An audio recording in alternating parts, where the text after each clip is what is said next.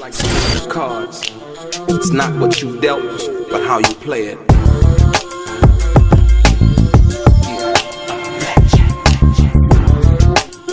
Play each situation correctly. I remember they used to laugh at a brother. We have a special guest. I don't believe that I've seen him anywhere on the internet, as far as I'm concerned. Today we got none other than Kendrick Lesane, the cousin of Tupac Shakur. I believe the oldest cousin of Tupac Shakur, the brother of Jamal Lesane, and also William Lesane. Like I said, welcome to Straight Game TV, Kendrick. I appreciate you checking in with me, man, and reaching out, and like I said, more importantly, I'm ready for this heavy conversation that we're gonna have. Thank you for tuning in. If you can introduce yourself if you want to. Go ahead. Hey, first I want to thank you, Brother Delray. I want to thank your platform. I want to thank Almighty God for blessing me to be able to speak and to express myself and to be alive and healthy, and to have the opportunity to talk to your platform, your people. And I just want to thank you for the opportunity. My name is Kendrick Lesane. I'm Tupac's third oldest cousin. I have two older brothers, and I have two younger brothers. I'm right in the middle. I'm the third born child. Castro's my baby brother. My sister Mu Jamala Lesane is right up under me. And I have two older brothers. Like I said, William Lesane is my oldest brother. He's probably the most influential person in my whole life. But Tupac, yeah, he's my first cousin. He's my first cousin. But we were more than cousins. We were friends. I was his big brother. We were very tight. I loved him dearly. I protected him. I think what most people, they don't know that it's you, but it's you. And I'm going to start it off like this. Sorry for the interruption. I just want to, I don't want you to get, too into it, but because this is going to be a very interesting interview, because I got a lot of great questions for you. But what most people have heard about but don't really know, and I know you're going to be able to speak to the particulars in regards to this situation. In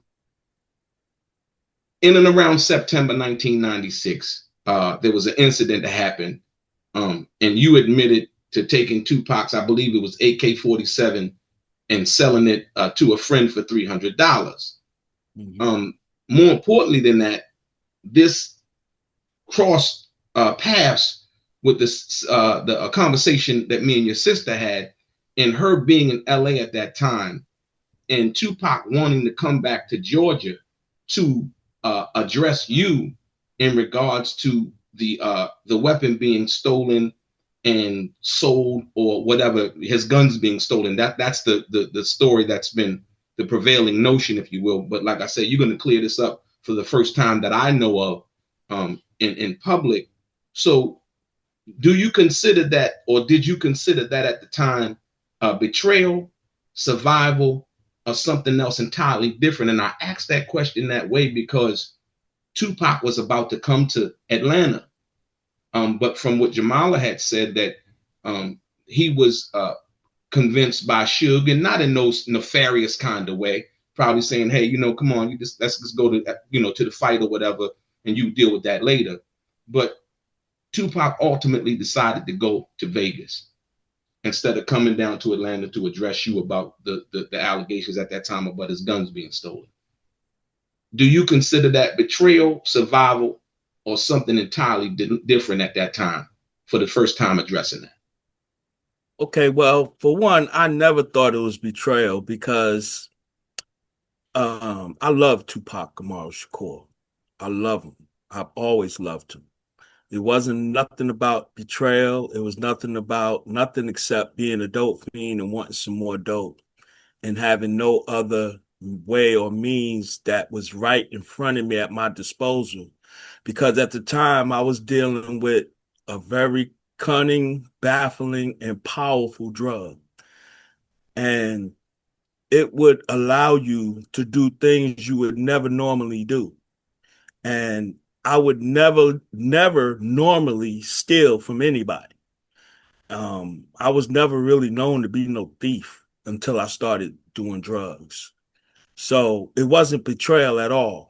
I love Tupac. I used to fight for Pac all the time. I used to defend him all the time. And to this day, if somebody says something about Pac that was wrong, I would check them. And even though I'm Muslim and I'm I'm more patient and more at peace with things and more calm, if you get too out of pocket talking about Pac, you liable to get them hands on you, because that's how much I love him, and that's how much he meant to me as far as his character, his legacy, his life, what he stood for, the person he was. I knew him like that. So no, it could have never been betrayal. You know what I'm saying? And as far as Pac wanting to come to Atlanta, he did want to come to Atlanta. And from what I was told by a person that was right there at the time, Pac was calling me in Atlanta, but I didn't answer the phone. My wife at the time answered the phone, and she told Pac that I wasn't home. Pac told her that he was going to get at me because he was upset about the gun and he wanted to get at me. He was tired of me smoking crack, and he said he wanted to come deal with me. So that was the message he left on my answering machine at home. But as far as the fact that I did it in a negative way, it was negative to steal or take somebody's property and all of that. I pawned it basically to my best friend, knowing that I could get it back. You know what I'm saying? So eventually I did get it back, and I did put it back where I took it from, which was out of his mother's closet. I shouldn't have even been in her room in the first place. But again, crack will have you doing some stupid stuff, man, just to get that. They say that one is never enough and one is Never too many, huh? right. One is never too many and 1,000 is never enough. So Absolutely. it's like that. And it's a cunning, baffling, powerful addiction. And I was caught up, but it wasn't no betrayal at all on my part because I loved him too much. So what you would describe that as, in the frame of mind that you were in at that particular time, it was basically surviving to live for your drug habit. Yeah, but at the same time, it wasn't really surviving because I was all right. You know what I mean? Right. I wasn't homeless. I wasn't nothing like that. I was a functioning addict. Like I had a job, I had a hustle. I was working for a fanny at the time. Matter of fact, you know what I mean? So it wasn't like that. You know what I'm saying? Okay. It was just that, like I say, that drug is it's obsessive and compulsive. You know what I mean? The compulsion of it will have you to do stupid things like that. And so, yeah, that's where that comes from. But I wanted to touch on this because I wanted to talk about something that Camille Bill, who is Mutar's little brother, and may Allah bless him with genital, for those, may Allah bless him with paradise. I mean. Say I mean. Yes, sir. Yes, say I mean. So when a person makes dua for a person that's dead, we say I mean, so that Allah answers that prayer. Yes, so that's sir. why I told you to say I mean. Okay. Right? Yeah. So well, yeah, I mean, brother. I mean, I thought you were saying something different, but go ahead. Yeah, Yes, you got it right. So Camille was there at the time when he was. Say it again. He was what? Camille was with Pac that day that Pac was calling me, trying to get me on the phone. Camille was right there. Okay. And at the same time Pac was calling me, Suge was calling Pac, telling Pac to get ready to go to this fight. Okay. Camille told me later that Pac didn't want to go to the fight. He wanted to come to Atlanta. And it wasn't all about dealing with me, even though he would have dealt with me and I would have dealt with him. In fact, I was ready for him because I knew he was the type of dude that would come kick in the door and just, you got to be fight ready with Pac. Because Hey, Pac was Kendrick, hold on, Kendrick, hold on, Kendrick. How you gonna be ready for that man that you took his gun, man, and sold it? because I'm still not gonna let nobody just jump on me. I'm gonna defend Well, no, myself. not jump on you, but more so than be a part. I mean, he probably would have handled how it would have been handled. You know what I mean? We can't get into that because it never happened, right? But I mean, just in the way you speak about it, I'm just, you know what I mean? I'm just chiming in I'm not trying to say it like in an arrogant way, like, right. I'm like, I'm okay. just saying, like, that was just the way I was. What Like, you I'm were not thinking gonna at just that time. I got you. even though I'm wrong and I messed up and all of that, Right. I'm not gonna let you beat up on me either. Like, Absolutely. yeah. So So you were that's what saying it that was. So I was ready for Pac. I thought he was coming. You know what I'm saying? And I got ready after the fight was over. The fight that happened that night. right. We all watched it at my aunt Fanny's house on Ray's Road, where I stole the gun from. And Okay. that night, we all got together at Fanny's house. May Allah bless her with paradise. I mean, and we watched the fight. Then I heard he was coming to Atlanta. So then I wrapped my hands with socks, and I fell asleep on her couch with my Right. hands wrapped, thinking he was going to bust in and we was going to have to fight. But I went to sleep, and the next thing I hear is, I'm hearing my mother and my aunt screaming that they Wow. shot Pac. They shot him. They shot him. And I was like, oh my God, I couldn't believe it. So I was like, did he die? They was like, no, but he shot. They shot him 5 times. We gotta go. We gotta go. So we all mashed to LA. You know what I'm saying? Okay.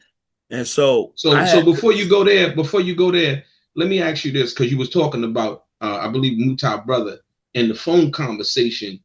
Um, he was right there when Tupac was trying to call you and talking about, and we're gonna get to that part about the Vegas situation, but he was trying to call you and you weren't there, but he was telling you that as he was calling you, Suge was calling him on the other line.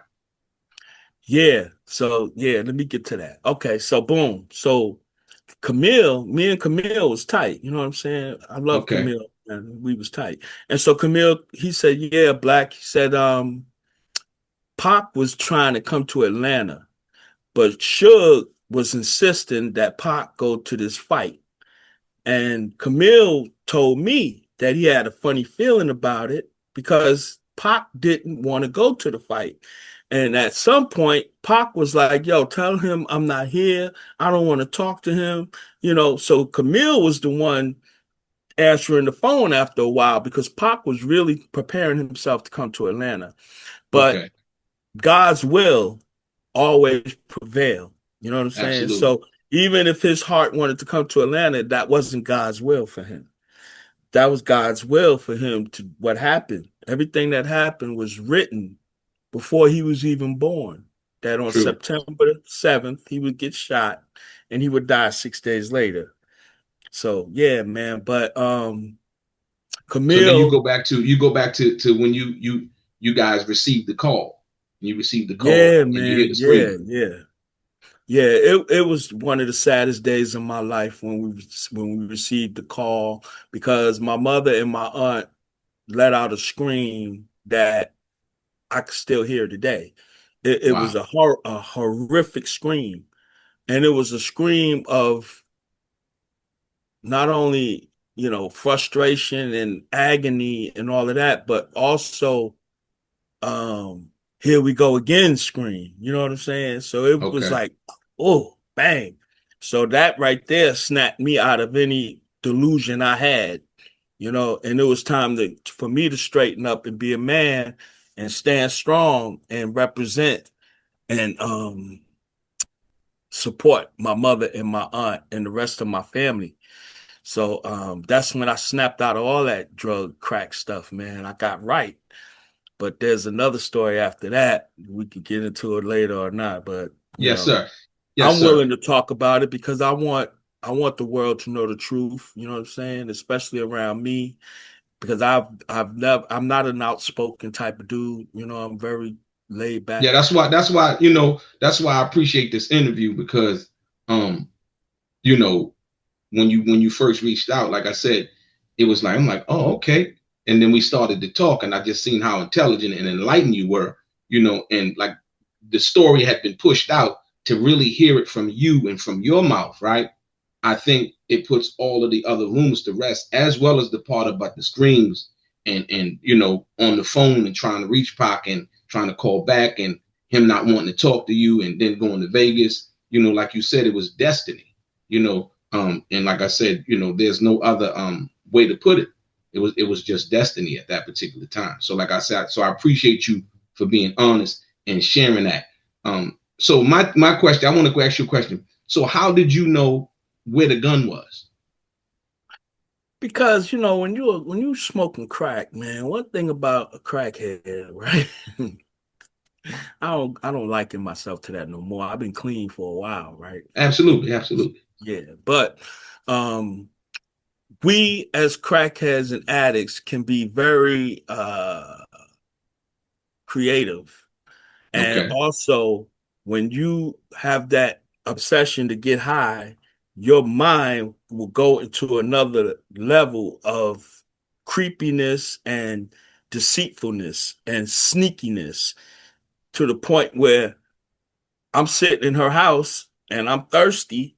And it was like, damn, maybe there's something in her closet that I could probably, it was horrible, that now that I talk about it, I think about it. And for years, I've cried to God for forgiveness, and my family for years. I cried for forgiveness. And yeah, but um, like I say, I was just sitting around thirsty, wanting some more dope. I probably ran out of dope at some point, wanted some more. And I wandered around the house, wandered into her room, went into her closet, and it's right there on her thing. Because one thing about Fanny, she wasn't locking her doors, and you know what I mean? She trusted us, and rightfully so. She had every right to trust us and not lock her stuff up. Fanny was never like that. You know what I'm right, saying? What a beautiful woman she was. Beautiful spirit, beautiful soul, and will give you anything you ask her for. You know what I'm right. saying?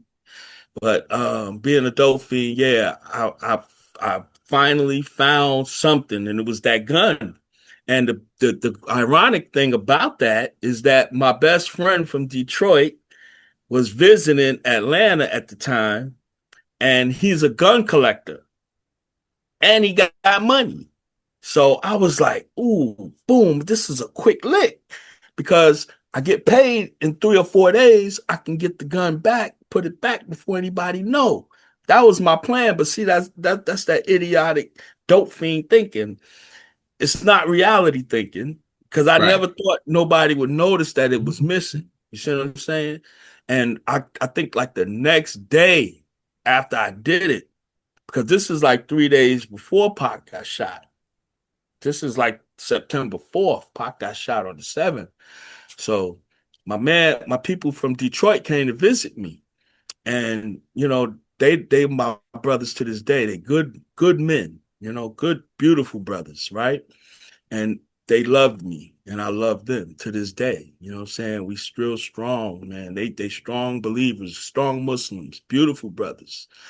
And they all successful. You know what I'm saying? But at the time, my brother Yusuf, he was successful. He was popping. He had plenty paper. So it Right. wasn't nothing for him to give me 300 for the gun, right? So as soon as they realized the gun was missing, you know what I So who mean? who, who realized the gun was missing? I think it was Fanny first, but Okay. So it could have Tupac's been my mother, mother she first. realized the gun was missing out One her of closet. them, either Fanny or my mother, realized it first. It could have been Okay. Fanny, which shocked me because I never thought they would notice that, right? So at the time, they came to me. They said, "Yo, did you take this gun out of the closet in Fanny's room?" I was like, "No, I didn't take it." And so one thing that I always had was a strong conscience. My conscience was eating me up. Mhm. I couldn't sleep. I couldn't eat. You know what I'm saying? I just was messed up. So I went to my father at the time, Thomas Cox. May God bless him with paradise. I mean, you know, he was my father, right? But he Yes, was sir. my mother's second husband, Castro's father, right? Okay. Mr. Thomas Cox. So I always went to him with all my problems, right? Because he'll give you the real on what to do, right? So I'd say, yeah, TC, man, I'm the one who stole the gun. What do you think I should do? Because I can't sleep. I'm guilt ridden. He was like, look, man, just don't say nothing. Just leave it under the closet. Don't say nothing, it'll go away. But don't confess to it. He was like, don't fess to it because you're gonna open up a can of worms you don't want to open up.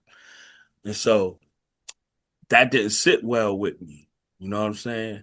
So the next day, I went to my family and I humbly told them that it was me. And I I cried that they please forgive me. I'm so sorry. I hate that I did that, but I did do it. I don't want nobody else to get the blame for it. And I don't want y'all to keep wondering what happened. I did it. Mhm. And I'm crying my heart out to them, right?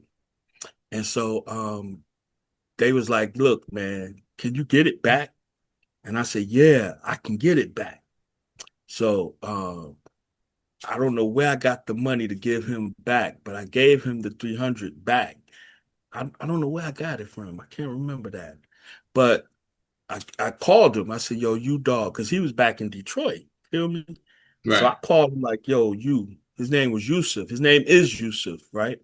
I said, Okay. yo, Yusuf, man, I got to get that gun back, bro.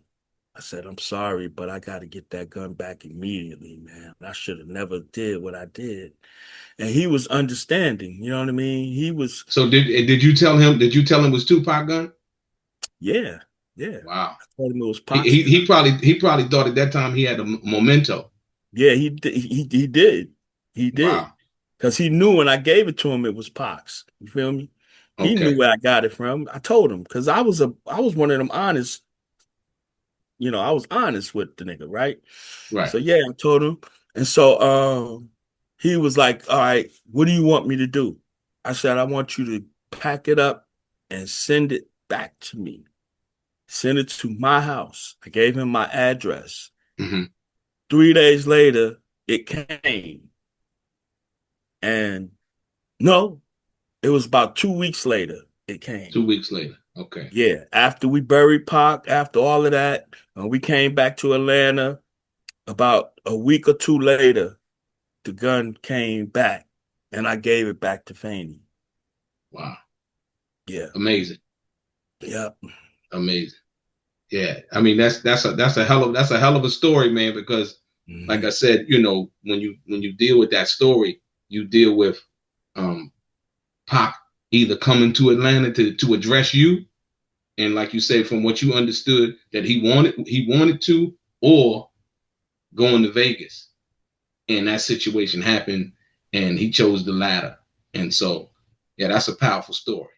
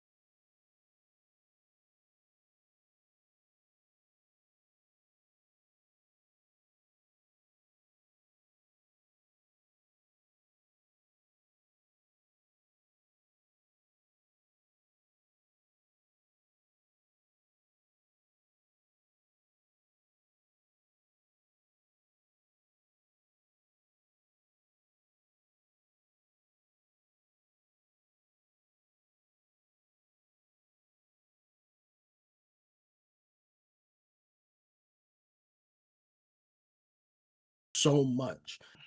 The trial of your cousin Tupac is coming up on August 10th. And there's been a lot said. People have said things over the years. Um, who do you think shot your cousin, or should I say assassinated Tupac Shakur? I think that it was it could have been a whole, it could have been anybody, bro. Tell you the truth, man. Could have been anybody. I never got into it like that because, like I said, Aunt Afeni told us that Pac had a day that he was born and he had a death date, and that it was God's decree for Pac to die when he did and how he did. And it don't make no sense to put no energy into who did it. She wanted us to put more energy into remembering him and keeping his legacy strong and honest and telling the truth about him and standing up for what he believed, and making sure the world knew that he was a real champion for his family, for his community, for the whole world in general. He was a people's champion. He had love for the downtrodden. He had love for those who didn't have nothing. He wanted to feed everybody. He wanted to make sure every child had, and to this day he do. He makes sure the kids got school clothes. You know what I mean? Every year. Him and his sister Set, you know? Absolutely. Yeah. I love Shout the out work. to I Set. love the work that Setcha was doing. Now, the reason why I asked you about that, because you had spoke earlier about how you always felt leery about Suge Knight, and there was always rumors about Suge Knight having something to do with the death of Tupac and so on and so forth. But then Mhm. I flipped because nobody really knew about none of this information, and then we hear this murder rap DVD come out, right? In where Keefy D confesses. Basically, we nobody knew he had a deal with the feds, the government, or nothing like that until that DVD came out. Right. It blew my mind. And Yeah. so once he came out and basically expressed all of the things that he expressed, thinking that he had some kind of deal with the government, not knowing that if he spoke outside of that deal, that he could still be charged, and that's why he's in jail right now. That's the reason why I asked you, who do you think um, uh, assassinated Tupac Shakur? Because it's you know, like I said, you said you've been in the streets and you know you had your situations and you've dealt with things in your life. That's the reason why I asked you, because you would understand that more than most people would. But I did think about all of it. You know what I'm saying? I thought about all of it. I saw what Keefy D said. I saw how Suge was acting, and I had my conclusion. You know what I'm saying? And Right. my conclusion was all of them niggas had something to do with it. They was all jealous of Tupac Amaru Shakur because Tupac Amaru Shakur was a champion and they were weak and they wasn't real champions. They were facades. They were frauds. They wasn't real champions. And when they saw a real champion, instead of embracing him, they wanted to get rid of him. Hmm. Shame on them. Shame on them. All of them LA niggas to me. Not all of them, because a Well, lot yeah, of them I good understand what you mean. brothers. Now, Yeah. the reason why now you come full circle. Like I said, and I respect your feelings about that. But there's also a flip side, right? And I asked, and this is when I did the interview with Billy Garland over on the Art of Dialogue, right? I Hmm. asked him, and I'm going to ask you this: was Tupac wrong for putting his hands on Orlando Anderson? I wouldn't say he was wrong. No, Okay, I wouldn't say he was wrong. You got to understand. See, Pac was the type of dude that if he was down with you, he was down to the bitter end. His enemies became your enemies. I okay, mean, your enemies became his enemies. right. Your fight became his fight. If he didn't like you, I don't like you. Pac was so severe about loyalty. See? So when that Orlando situation occurred, all Pac saw was, this is my family, and he's a threat to my family. He did something against my family. So I gotta handle that. I told you, Pac was the confrontational type.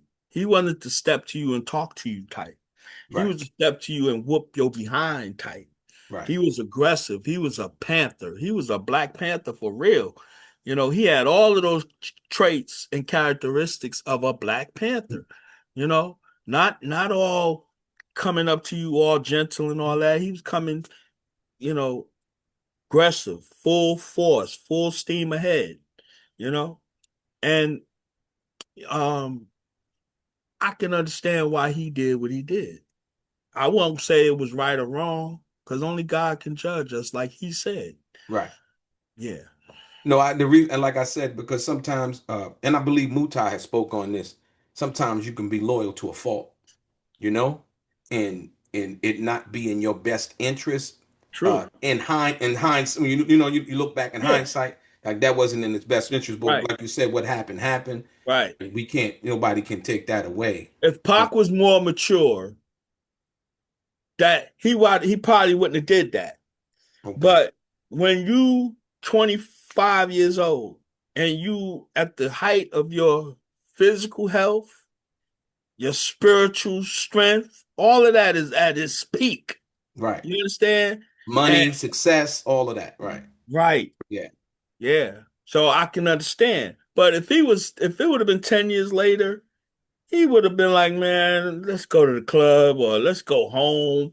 The Knicks is on tonight. I don't think he would have did that. You see what I'm Right. saying?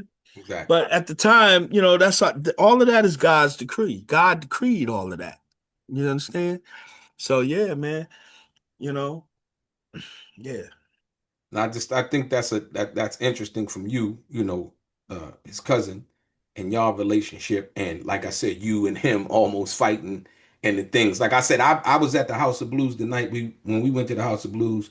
Like I said, we had ran into Tupac going in. It was me, Melly Mel from Grandmaster Flash, the Frizz 5, Scorpio. I love them. And I believe Castro was with I believe your brother because I talked to you when I talked to your sister.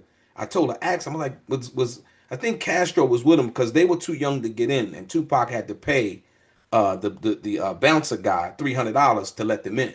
Yeah. But when we got in the club, and to more to what you were saying about how he was confrontational, we walked down to the floor. We were on like the balcony area. Then we walked down to the floor of the House of Blues, and I was standing right next to him when we ran into Nas, and Nas was with his guys, and it was me, Pac, and all of the guys that went in with us, Melly Mel, all of us, and and it was like this standoff, and you could see everybody like Kobe Bryant, all of them was there that night, Allen Iverson, you know, um, and you could see that the floor kind of parted like the Red Sea because they thought something was going to happen because the East and West Coast beef thing was on at that time.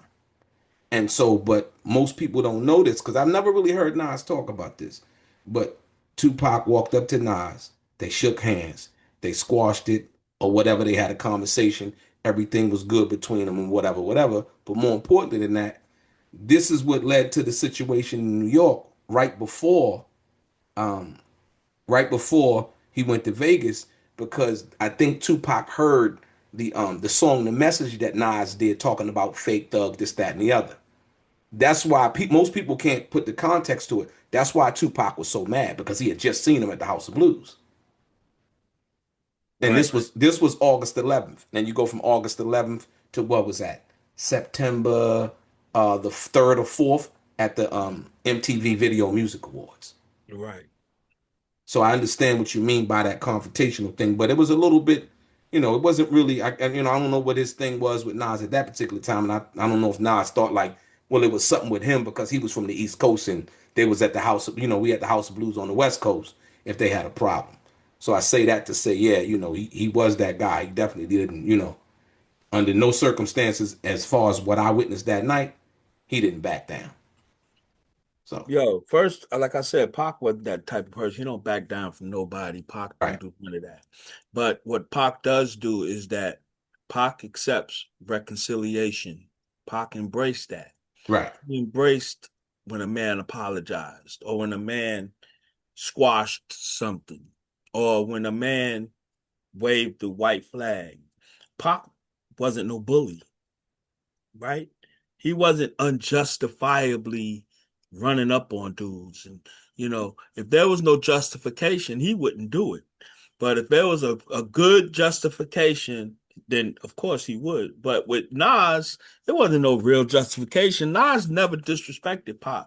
Nas loved Tupac. Absolutely. See, and guess what?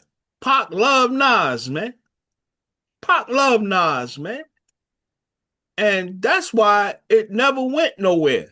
Right. Because even with all the little rumbling, when they finally seen each other, their spirit automatically bonded and meshed. And they became brothers right then and there. Right. Mutar tells the story brilliantly. He was right there. And he tells the story how when they confronted each other, they shook hands, they hugged, it was all good, dapped up. That was it. Right. And But no, so, that's why I take you back to the House of Blues, because that was 2 weeks. I would say I'm just giving it roughly a guess. That was 2 weeks before that incident right, in at the Video Music Awards, and so Pac had heard that record, but I think Pac was more disappointed that, and he said it. Not that I think that he was. He said it based on the fact that he was like, "Yo, I seen him. I talked to him. He could have told me then. You know what I mean? That right, he had said these things in that record. But I don't think Tupac, or should I say, I don't think Nas, thought about it from that perspective. But Tupac, especially on what was going on at that particular time, it was like some fake thug or something like that. Pac yeah, was like, hold on, is he talk? You know what I mean? Because Pac was the representation of thug life. right. But You know what I but mean? Nas So, wasn't talking about Pac. huh? No, no, no, not Nas, not that he wasn't talking about Pac. No, I'm not trying to get that, and yeah, I know. give nobody that interpretation. But Right, Tupac didn't know, right, and that's what led up to the confrontation in New right, York, because he was trying to clarify, like, hold on, you know what I mean? I just saw you a couple of weeks ago, you know what I mean? And I hear this on your record, like, hold, and then him and Nas clarified that for him. That was the only person that could clarify it for him, was right, Nas. And so, like I exactly, said, most people who didn't understand that and why Tupac felt that way, it was because when he seen him at the House of Blues that night, that he didn't tell. He felt like, like you said, Pac was honest. He felt like Nas should have been, and like I said, holding people to the way you deal with people is sometimes a mistake too, because everybody don't deal with everything the same way. We all different. And right. so, yeah, That's right. yeah. So I just thought that was important to bring up, Mhm. even though you were talking about the confrontational nature of who Tupac was. Like I say, even with you in the fights that you guys had. Yeah, man. Yeah. After Tupac's death, you said members of the Outlaws tried to jump you, and Billy Bang stepped in. Why do you think you became a target? Because they were upset that Pac had passed away. And just like any other situation, people always want to find the reason something happened or the blame or to point the finger. You know what I'm saying? Just because that anger got to be directed somewhere. You know what I'm saying? Somebody had to take that. And that's what Allah made me. The sacrificial. I always been like that. I was the only one who smoked crack out of that whole generation so that nobody else would. So I was always the one who took the punishment. At least you would like to think so, right? Yeah, yeah, right. Exactly. So, but yeah, man. Um, You said you were the one that liked to take that uh your sacrificial lamb. right. So when Pac passed away, everybody was upset. Everybody, we know, they wanted to kill niggas. The outlaws was very upset, and they wanted to direct their anger somewhere. They all had this antsiness to do something, and they had this urge to let out their anger and frustration, and I was the target. So So what they would what were they all what were they mad at you about though? About that gun situation? yeah, about the gun situation. And then the fact that I was on drugs. Pac couldn't really depend on me. Like they knew Pac wanted to. See, they knew how much Pac loved me. They knew all of that. When you talk about Edie, Yaki, Kadafi, may Allah bless him with genital for those. I mean, say I mean. I mean, brother. Um, Muta, even Muta. No, see, they was all, they all had all this anger, right? And so, who better to take it out on than the person that Pac was so upset with at the time, right?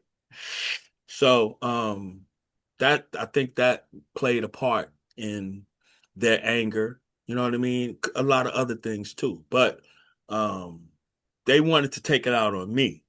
And so when I went to LA, that was the first time they really was able to gang up on me. You know what I mean? Because it's me and then it's all of them, and we're at Jasmine Guy's beach house, right? And it's not nobody really to break it up. You know what I'm saying? If they wanted to get at me, right? So, it almost went down, right? So Bill found out. Somehow my brother Billy Bang found out. And one thing about Billy Bang, whether I'm right or wrong, he gonna defend me. His love for me is unparalleled. Like he loves me, right?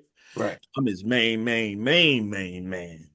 So nah, he ain't gonna let nothing happen to me. And Bill is the one with all the courage in the family. Bill is a beast. You know what I'm saying? He been like that. You know what I mean? He taught me. He my teacher, my first teacher. Right. So Bill told them niggas, yo, straight up, y'all not touching him. He's untouchable.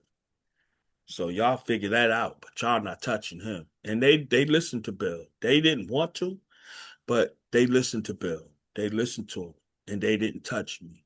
Later on, we had a couple of fights. I had a couple of fights with Yak because Yak had a big mouth, and he would taunt me and shit.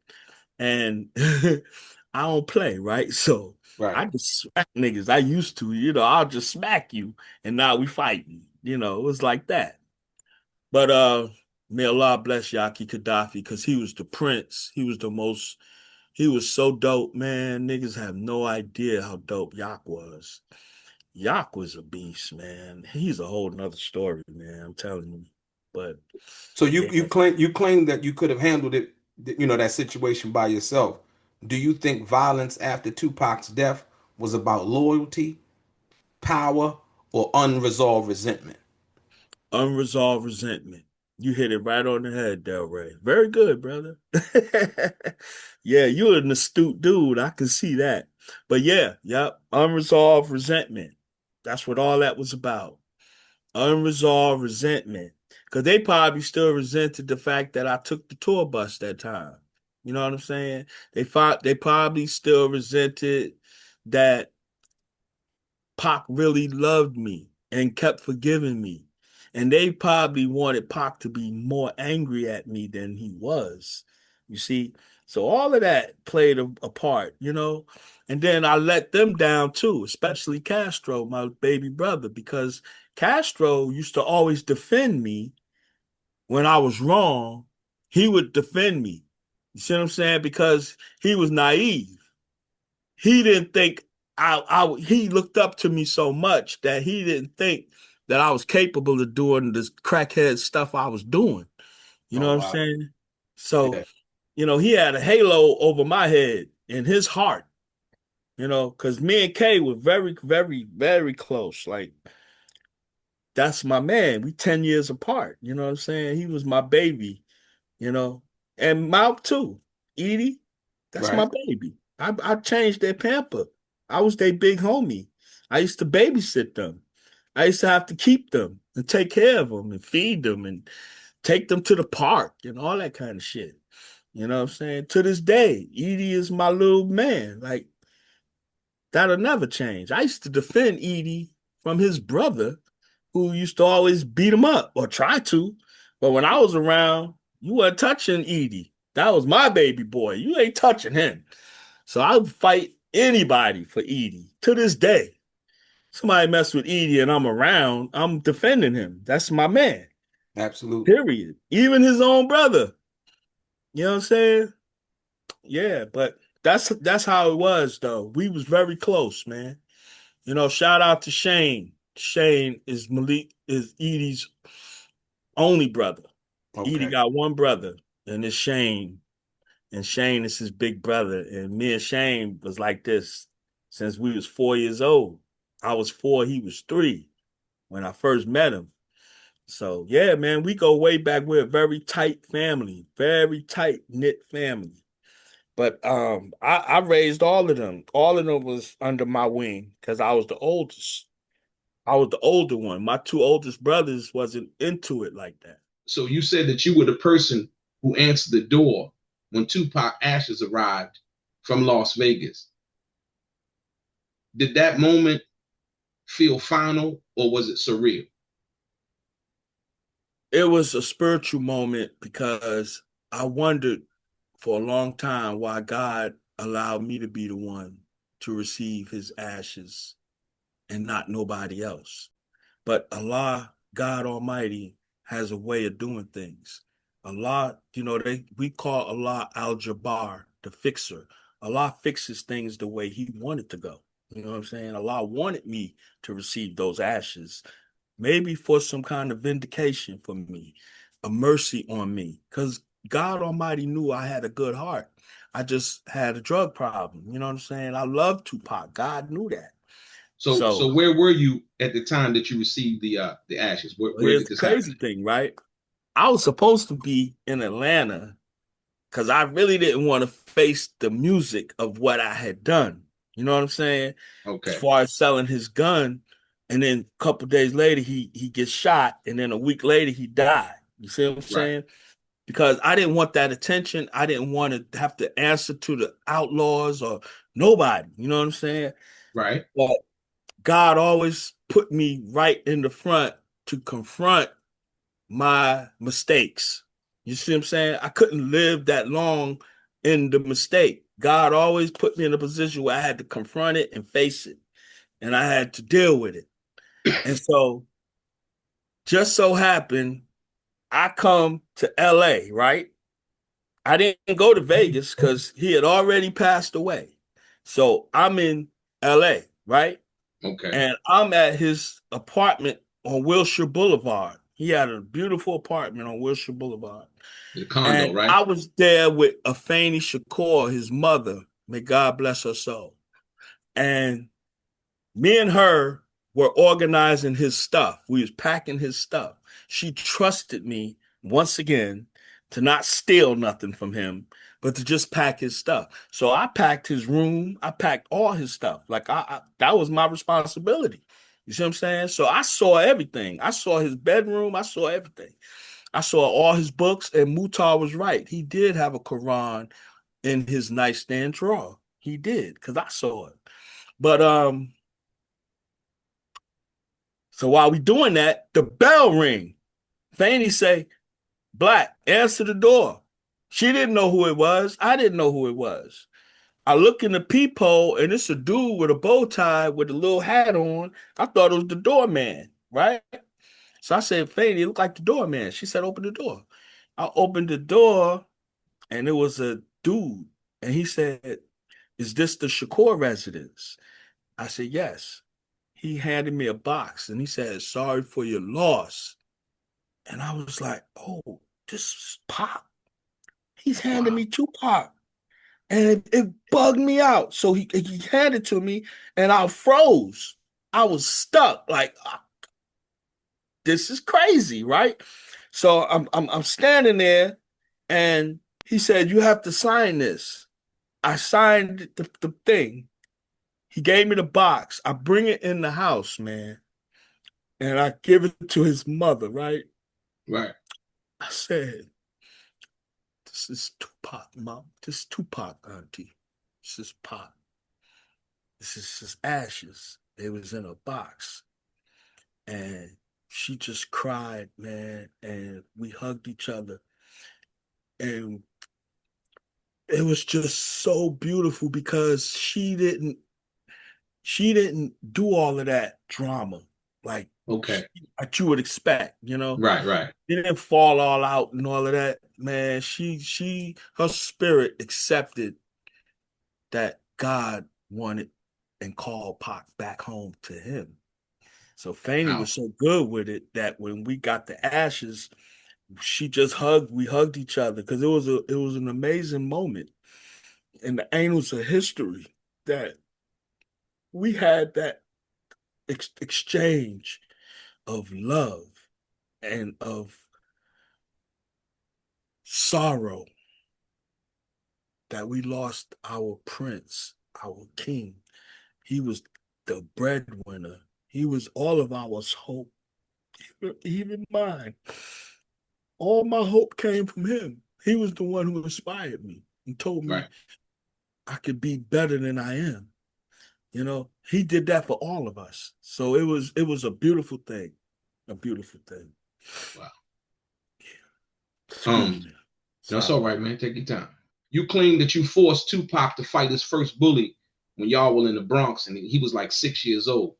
Do you believe that moment hardened him at that particular time, or did it damage him? it hardened him. It hardened him. See, it was like this. Pac, it was this dude. He was a scary little nigga too. His name was Kuma or something like that, right? All the other little kids was terrified of this dude because he was a little strong dude that was a real bully. Pac was 6. He was probably about 8 or 9. You see what I'm saying? Okay. And he was a real bully, and he was giving Pac all kind of problems because I guess for little kids he was jealous of Pac because Pac was always a pretty boy, handsome little nigga, right? And he was a little dirty dude. You know what I'm saying? Pac was always well kept. Like, his mother always kept him well kept. Even if we was poor, Pac always had nice clothes on. You know what I mean? He always Right. dressed nice. His mother, always put him in the nicest clothes, right? So Pac was a fly little dude, you know what I'm saying? So the dude was jealous of Pac. And plus he was the bully. And plus he ain't like Pac, right? He just didn't like Pac. So he was giving Pac all kind of problems. So one day Pac came to me crying. He was like, man, I'm tired of this dude, man. He keep beating on me. He keep taking my stuff. He keep doing this. I said, Pac, listen. See, because I was Wow. already sharp. I was a sharp dude too. Like I was 10 or 11 at the time, but I knew that the only way to get the bully up off of you is that you just got to stand up and fight him. That's the only way. Even if you lose, he ain't gonna bother you no more just because he's feeding off the fact that you're so scared. That's what he Yeah, feeding. absolutely. Yeah, you're feeding off your fear.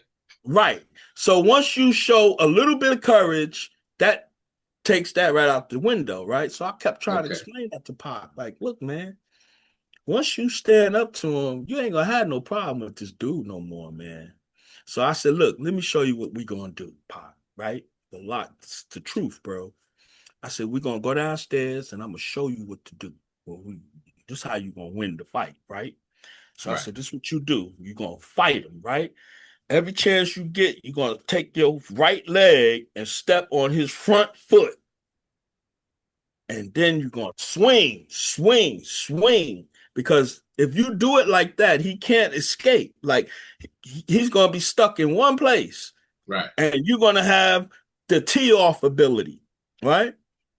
I told him to do just that. I said, don't stop swinging until I break it up. You just keep You said, swinging. don't stop swinging till I break it up. Yep. I told him, don't stop swinging until I break it up. You just keep on fighting. I'm not going to let nothing happen to you. I'm not going to let him hurt you, but you're going to beat his behind once and for all. And so Pac was like, okay.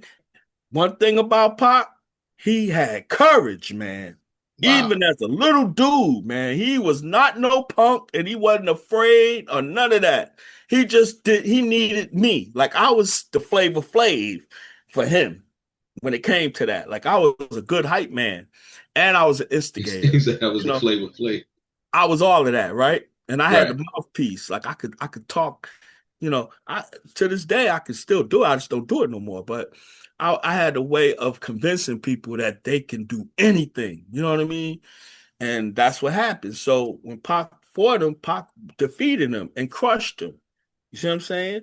And then Right. Pac realized, that's when he realized right there that he ain't got to worry about nobody bullying him no more. He ain't got to worry about nobody taking his stuff from him. He ain't got to worry about nobody putting him down or degrading him or oppressing him or shaming him or ridiculing him or anything like that. He learned that lesson early at 6, 7 years old. So that's why when you hear people saying Pac was soft or he was a punk or not, man, that is so far from the truth, bro. It's Absolutely. absurd to even say that. It don't even sound right to Well, say. like I said, a lot of people that say that didn't even know him personally. Right. So, like I said, to be able to entertain, and a lot of people say stuff like that to have his name in their mouth to give them some kind of authenticity, or attention, if you will. So, yeah, you're absolutely right about that. You would know, like I said, you was there. That's why I'm doing this interview right now, because it sheds a little bit more light on, who your cousin was, and the stories that we have yet to even hear about or even know about. At a Michigan State University concert, Tupac publicly introduced you as his cousin. How important did you feel, and how much validation did it give you at that particular time? It made me feel wonderful, bro. I can't even lie, man. And the reason why is because we was close, right? So Pac used to call me and say, "Yo, I just did this song. Remember that shit? Life so hard on a nigga when you hit him like a. Tell me, can you see? Life Right, so right. hard on a nigga. They got me running from danger. Ain't no stranger to cop cars. Getting arrested and tested, wearing a vest, and don't drop my guard. My life is hectic. My homies send mail from jail. Niggas in hell got a horrible story to tell. The reason I know it so well is because Okay. he sent it to me in Detroit while I was in Detroit. See what I'm saying? I moved to Detroit and was working at Ford Motor Company. And Pac Ah, always sent me the song before he released it to get my opinion of it. He really respected my hip hop acumen. You know what I mean? I always had a okay. sharp ear for hip hop. I was a b-boy. I was a hip hopper. Like I used to rip it. Like I used to rap. You know what I'm saying? Until he blew me out. And that's another story. But um, yeah. So Michigan State, he had a concert at Michigan State University. He calls me while I'm in Detroit working at Ford Motor Company and say, "Yo, cuz, I'm coming to Michigan State. Meet me at the campus." So I take one of the little homies with me, right? Because he loved Pac. He used to always tell me he wanted to meet Pac, right? Little Mhm. homie from the hood, my main man's son, right? Right. So I wanted to make his dream come true, right? So he was a big Pac fan. He loved Tupac, right? So I'm like, you're going to meet him tonight. And he couldn't believe it, right? So I said, come on. So we drive to Lansing, Michigan. Lansing is where Michigan State University is, about a Okay. 2-hour drive from Detroit. We get on the campus and we can't find Pac. You know what I'm saying? We didn't have cell phones then. It was pages and shit, right? Okay. So I'm looking for Pac, looking. I keep driving. I finally see a crowd. I said, that gotta be Pac. Because at the time, my little homie, he thinking I'm lying, right? He like, oh man, where he at? Where he at? You know what I'm saying? And I'm like, damn, where is the nigga at, right? So we finally see him. There you go. So boom, I roll up, I park. And right where when Pac was like, they go my cousin right there, the hairy dude, he on that Muslim shit, I'm on that thug life shit. Right. And the little homie that's standing next to me, that's my man's son who wanted to meet Pac.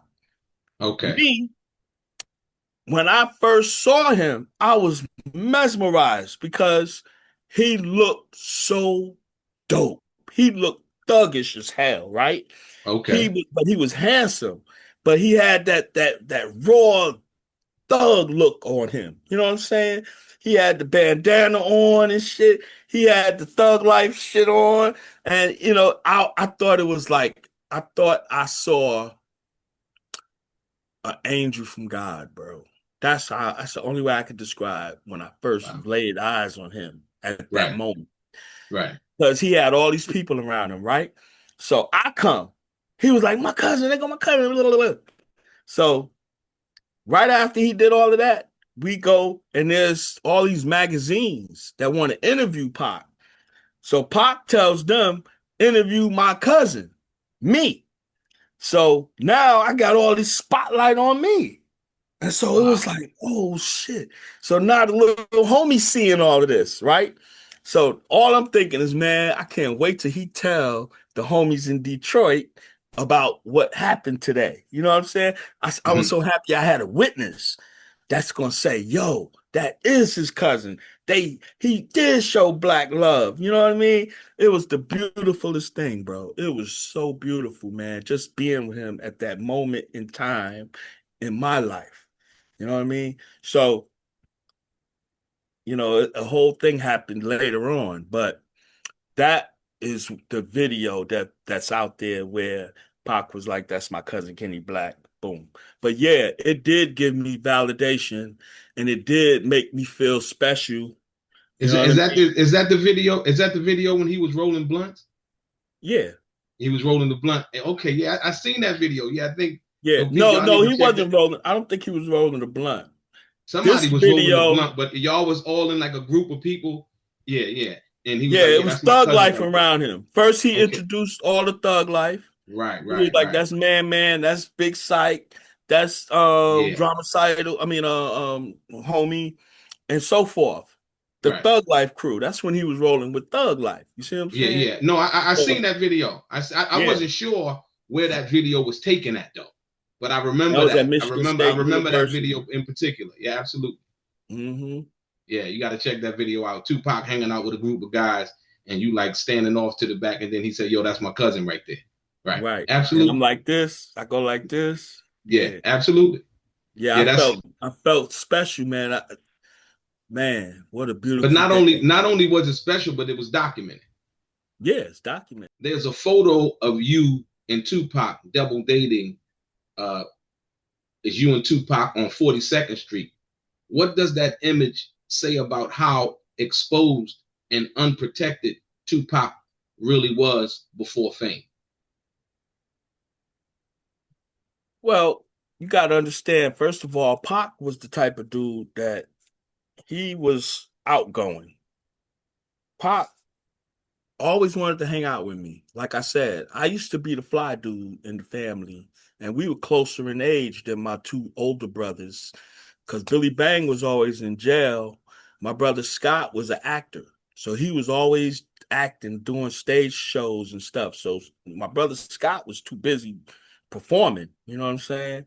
So I was the one that Pac clinged to the most at that time because I'm 17, I'm fly, I can ball, and all the girls used to like me, right? Because I was charming. You know, I had this charm and everything, right? So one day Pac said, he said, yo, Black, he said, where you going? I said, I'm about to hook up with this honey, right? So he was like, yo, see if she got a cousin or something. I was like, I don't know, man, but I'll see, right? Because I did want the little nigga to hang with me because Pac was a handsome dude back then, right? And he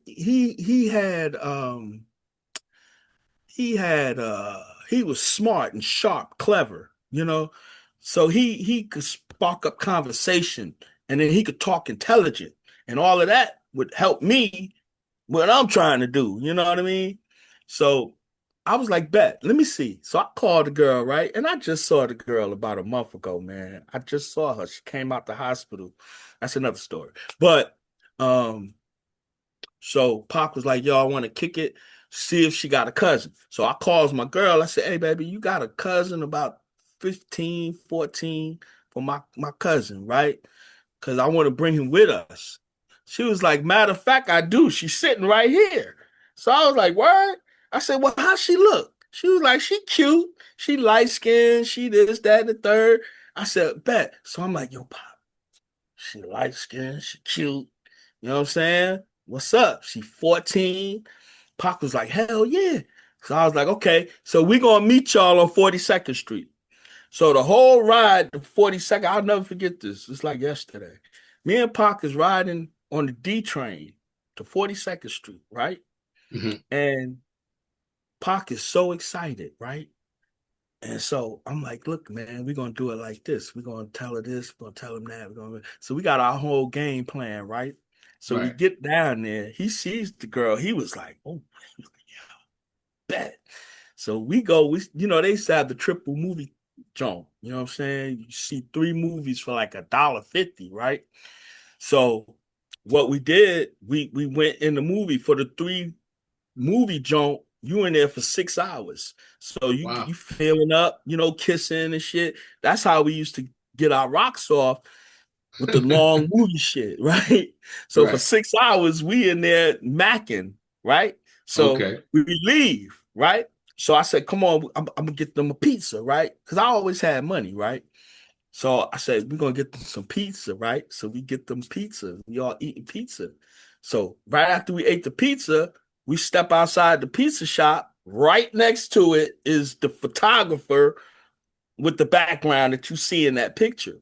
And Okay. so we was like, come on, y'all, let's take pictures. Cause it's like 4 different versions of that same night and with them.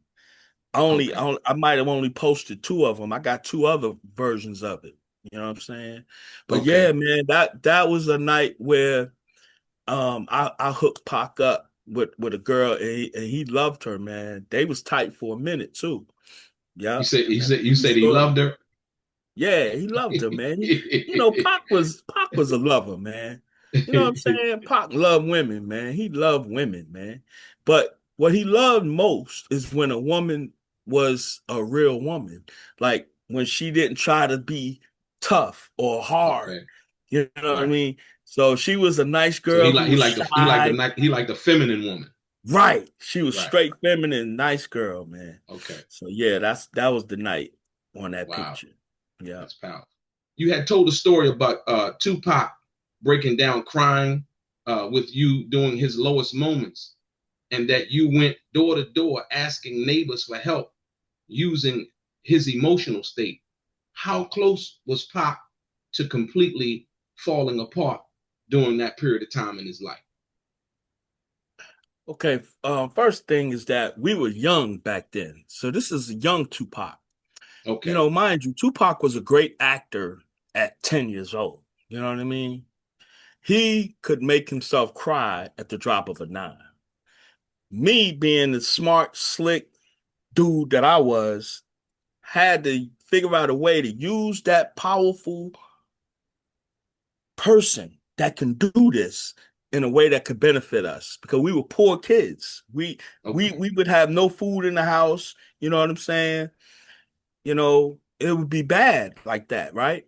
And so I was so creative thinking. And so I would say, damn, I wonder if I could use Pac's ability to cry at the drop of a dime to manipulate people to give us money.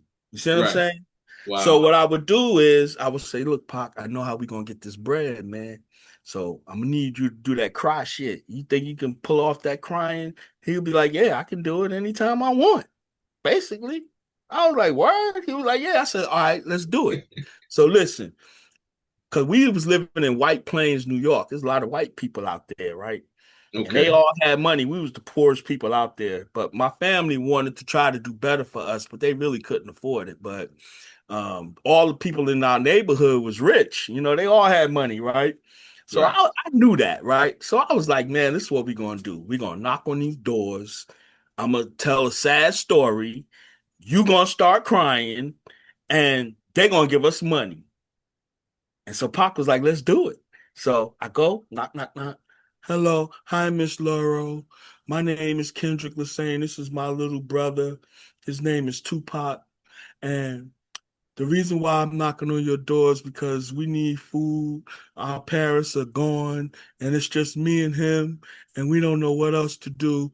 But if you could give us some money, we could get some food, and we could take care of ourselves. And I promise you, I'm just going to buy food because we don't need nothing else. And so she would say, well, how Wow. much money you need? And me, I'm thinking I want to get a bag of weed. I want to get this, that. We're going to get a couple 40s. So I'll be like, can you do us like $40? Because in my mind, I'm adding up how much we going, because mind you, I'm about 16. He's 12, 11, 12. This is the same time when he started acting. So Okay. I caught him at the perfect time to do this hustle, right? Right. So boom, it worked. So when it worked, Pac was like, "Oh my God!" He said, "Yo, we could do this every day." He said, "This we good for." Pac thought we was set for life. He was like, "Man, we gonna do this every day." So for like a week straight, man, we knocked on all the doors in White Plains that we could and manipulated people to give us money. So that was a sign of what was to come as far as Pac's acting ability and his Pac has an uncanny um, power of tapping into himself and getting out whatever he wants to get out. So if it was tears, he could get it out. If it was a strong laugh, he could get that out. If it was a sad face, he could make that. If it was a happy face, he could make that. If it was bewilderment, he could make that. He was such a brilliant, natural, brilliant dude because he was in touch with his soul in an amazing way. And like he said, the reason why I can do these things is because I never sold my soul. It stayed right here my whole life. So I was always able to do that. And he tells that in the interview. I don't know if the people ever saw Yeah, that yeah, interview. I I'm sure. remember that. I remember that. Yeah. Yeah. He said he never sold his soul. Wow, that's a powerful story, man. Like I said, once again, people I think they know about the poverty in which he grew up in, um, but I don't really think they understand. Like I said, so hearing that from you it adds a little bit more context to that story. You said that you got in a fight or nearly got in a fight with Suge Knight at Bill's Records. What Yep. specifically triggered that moment, and how close did it come to turning violent between you and Suge? It came this close.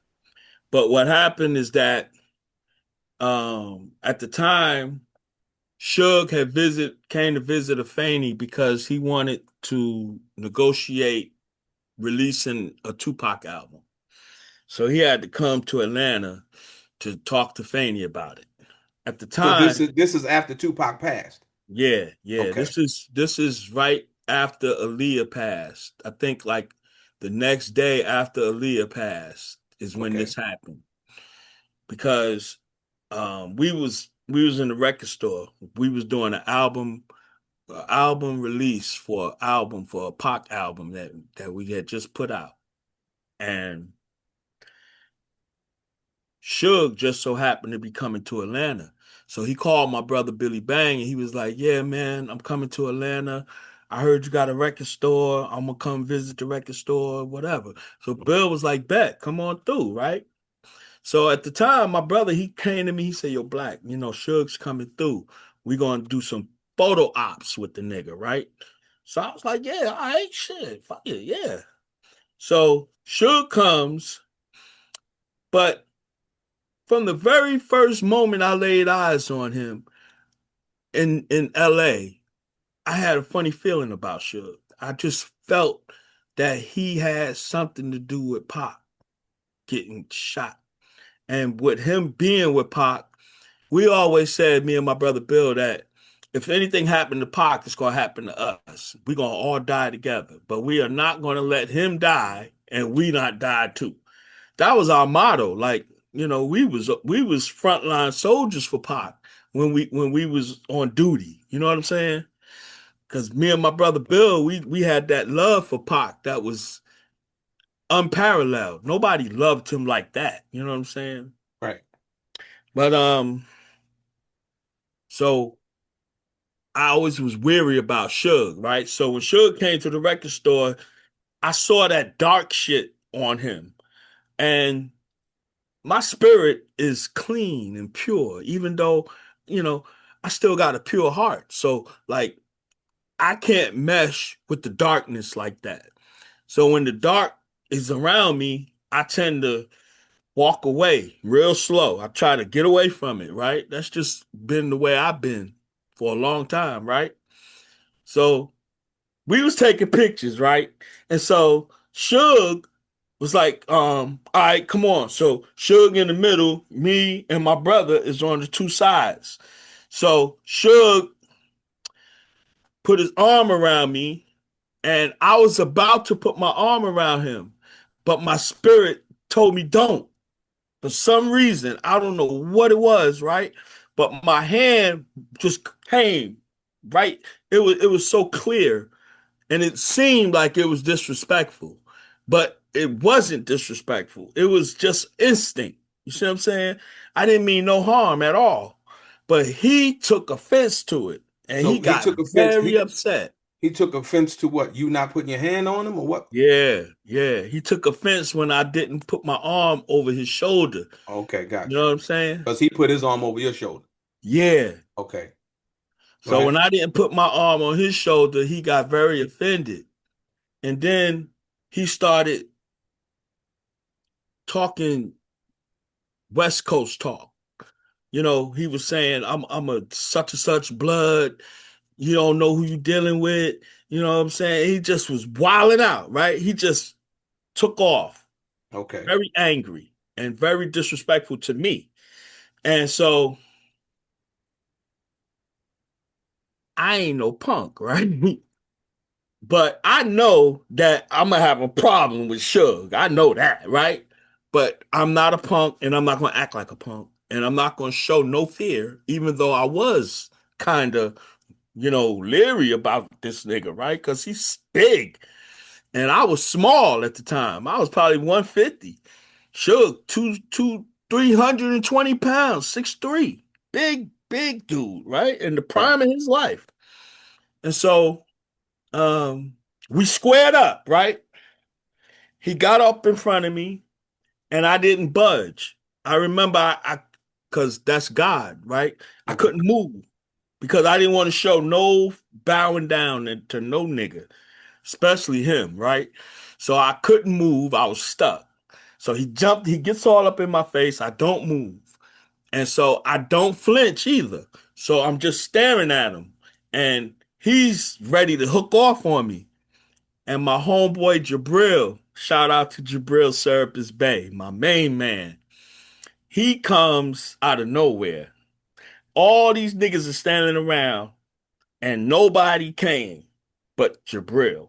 He came and he stood in front of Suge. He came in front of me, stood in front of Suge, looked up, and he said to Suge, nobody's fucking with my brother Kenny Black.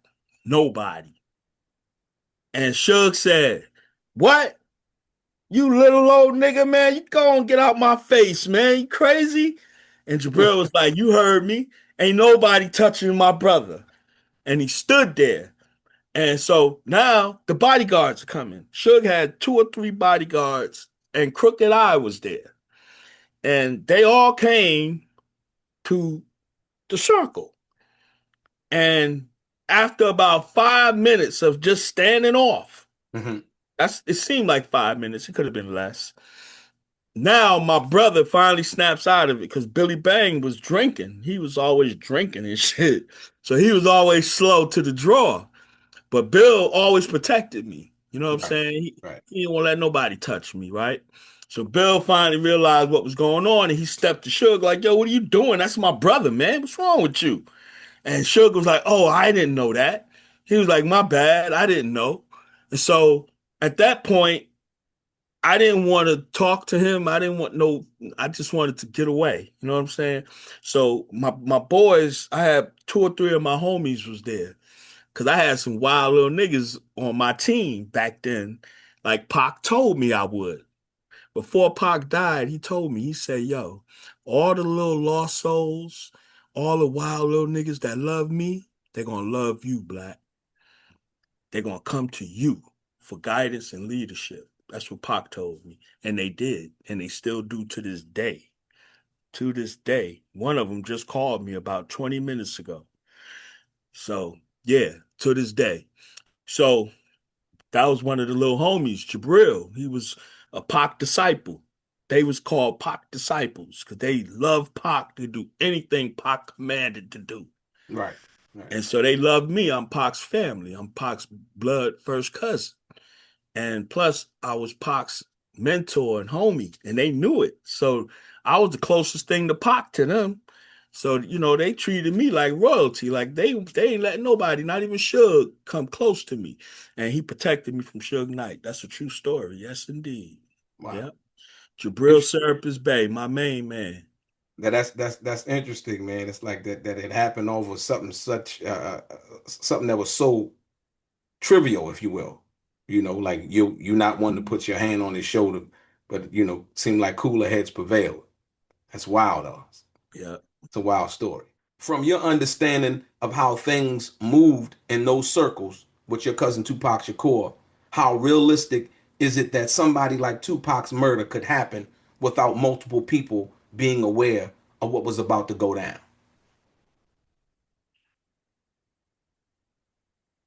Well, I believe that they knew it was going down. I believe that they set it up. I believe that it was already in the makings because before that, Pop was very upset with Suge pertaining to his music and his masters. And there was a lot of beef about that. You know what I'm saying? And, you know, Suge was Suge didn't know who he was dealing with when he was dealing with Pop. He didn't understand the um the ferociousness of Tupac. Tupac was ferocious and relentless and very courageous, and he was just. Pac done everything he was supposed to do according to the contract he signed. He honored it like a man, and he did it in a major way. He did way beyond the call of duty for that contract. And he put his heart and soul and his sweat and his tears and his blood into that whole thing. So when he saw the injustice coming back and he hearing all kind of rumors and he's seeing how they jealous of him. Pac saw it. He's seeing how all of a sudden they treating him different. All of a sudden, Suge acting funny towards him. You know what I mean? Pac knew. You know what I'm saying? But Pac was a loyal dude, and plus, he was devoted, dedicated. That's why he didn't leave and come to Atlanta, because he had told Suge, "I'm going to the fight with you." My situation, I believe, was God trying to pull him away from all of that through me with the gun situation. But Pac's loyalty was so strong that he just decided he'll deal with me later. Let me go keep my obligation to this situation. So that's why he went ahead. I believe that's why he went ahead to the fight. And there it is. So when you say that, like I said once again, my understanding, and then like I said, there was a lot of rumors about Suge. My understanding from what I've went through over the years and the things that it's hard for me to believe that Suge Knight would have something done to Tupac and sit in the car with him. That's just me. You know what I mean? A lot of people believe a lot of different things, and I don't tell people what to believe. I just choose to use the common sense method about things, right? Yeah. um Understanding what that was, the climate of what that was, the Orlando situation and all of those things. Yeah. So when and like I said, when Keefe D came out, and like I said, I was blown away with that. For me, like I said, I respect everybody and what they believe, from that perspective. But I've seen no real um thing that Suge Knight was involved. It just, it just would blow my mind. Like I said, even Billy Garland, his pops, he had some things that he thought about. And like I said, I don't try to change people the way they think because that's his son. You can believe what you want to believe, right? And that's your cousin, and you can believe what you want to believe. But just for clarity, like I said, me personally, I wasn't in Vegas that night, but when I look over everything, you remember people were saying that Suge Knight had a life insurance policy on Tupac. You know what I mean? Um, a lot of those things weren't true, and then you come to look at it. Then when I did the Art of Dialogue, we basically revealed that Tupac wasn't even signed to death row. You know what I mean? Yeah, man. I know what you mean. But like I said, when I first came to LA after Pac passed away, we all went to the tattoo parlor to get our tattoos, right? Which one's the Outlaws? Yeah. Okay, Right? Suge paid for this tattoo, by the way. okay, But out of respect for the family, because this is right after Pac passed away, and we was all getting tattoos, and he came to the tattoo shop where we were at, and he paid for all of our tattoos. But it was a weary feeling I got about him because my sister introduced him to me and my brothers, and he didn't look near one of us in the eye, bro. I found okay, that very strange right, that you can't look at us in the eye. okay, And it was almost to me as if he's hiding something that he don't want me to see if he look in the if I catch his eyes. You understand?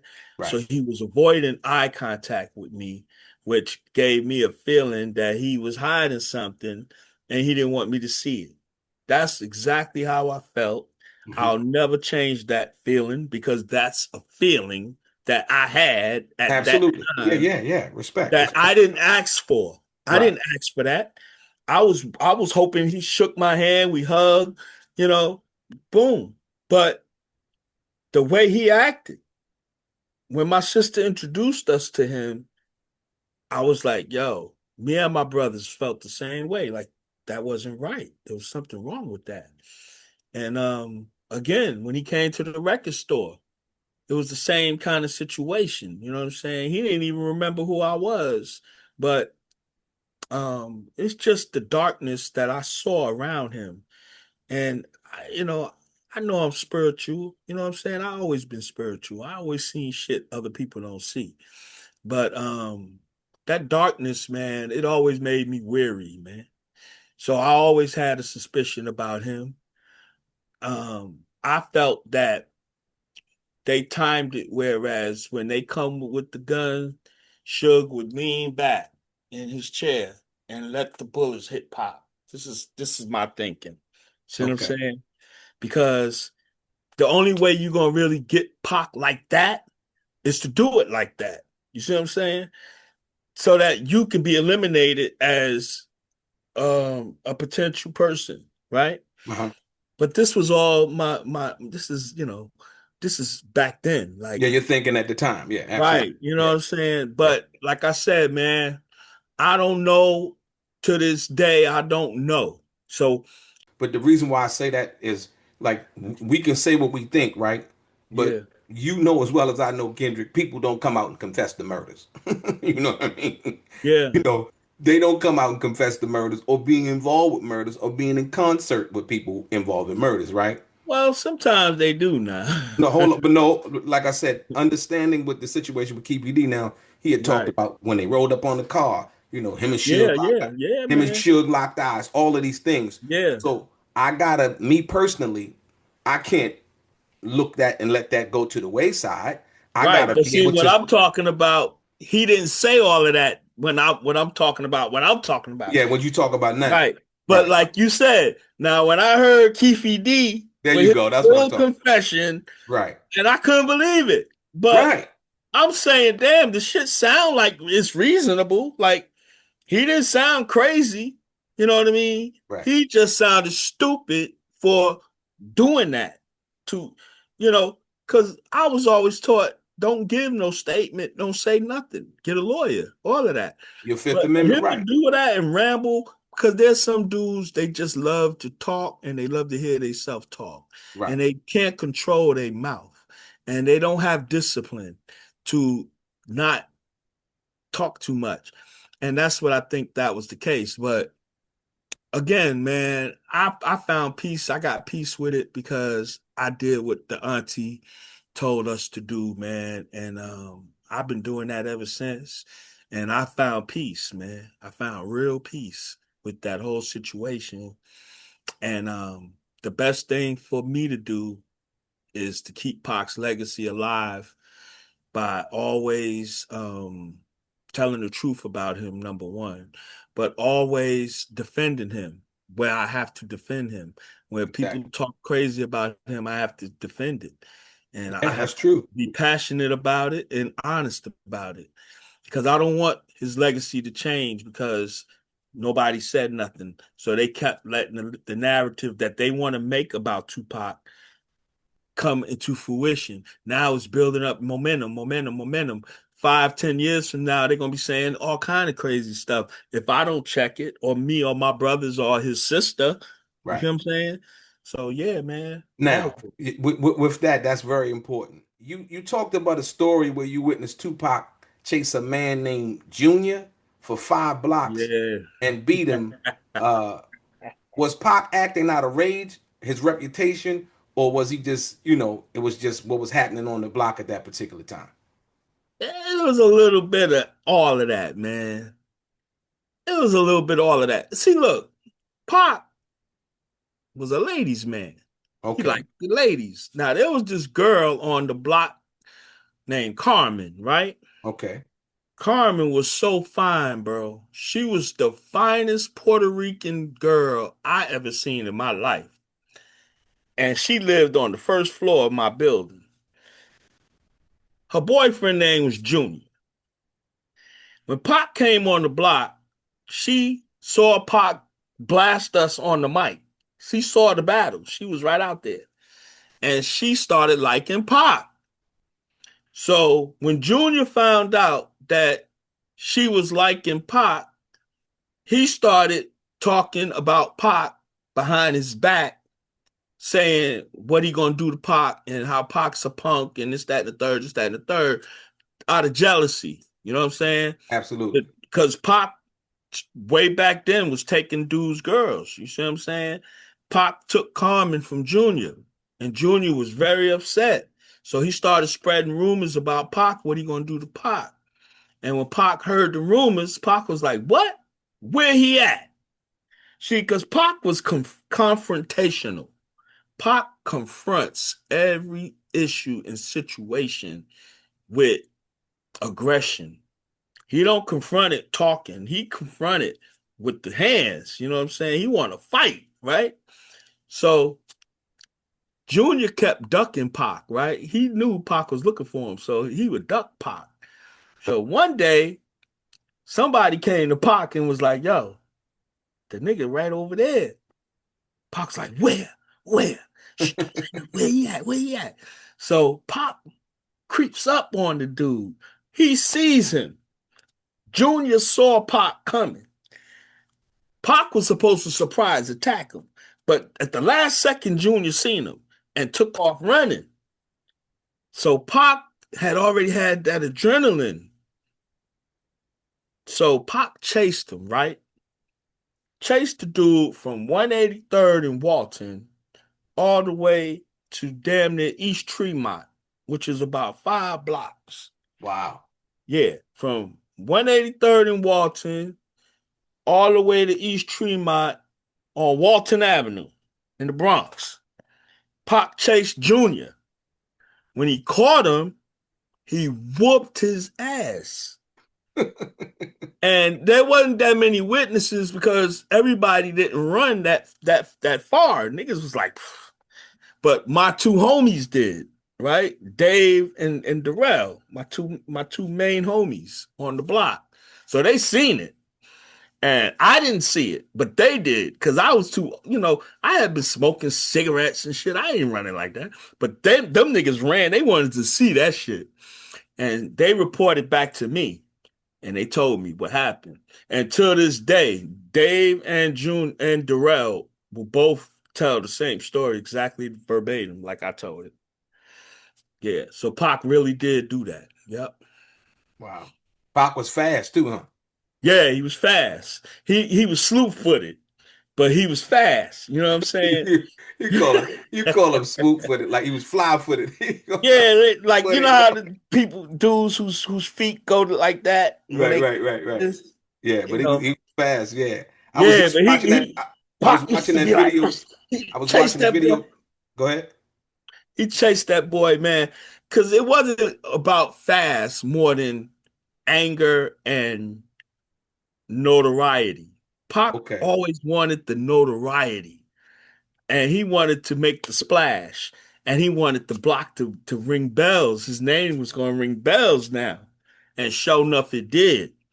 See, Pac was already legendary in the Bronx.